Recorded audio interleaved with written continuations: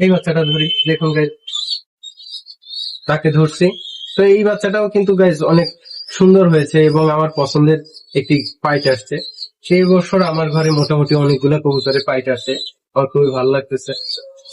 তো আরেকটি বাচ্চা দেখাই, দেখুন প্রত্যেকেই দেখতেছে যে কি করতেছে, কিন্তু গাইজ স্ট্যান্ড থেকে নামবে না। এটাই হচ্ছে ট্রেনার। তো আপনি যদি আপনার কবুতরকে এই ধরনের ট্রেন আপ করতে পারেন, আপনার লবটিও হবে একটি সুন্দর একটি লব, পরিপাটি লব। এই বাচ্চাটিও পাইট আসছে এবং এই বাচ্চাটি একটি বিশেষ লাইনের বাচ্চা।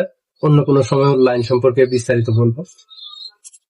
তারপরে আমার এগুলো হচ্ছে গত বছরের কবুতর। এরা তো অনেক ট্রেন আপ কবুতর, এরা রেস করেছে, এদের পায়ে এই যে চিপ আছে, দেখুন। এই কবুতরটিকে দেখাই। আমার এই কবুতরটি গত বছর একটি রেসে গিয়ে হারিয়ে গিয়েছিল, 5 মাস পর ফেরত আসতে। দেখুন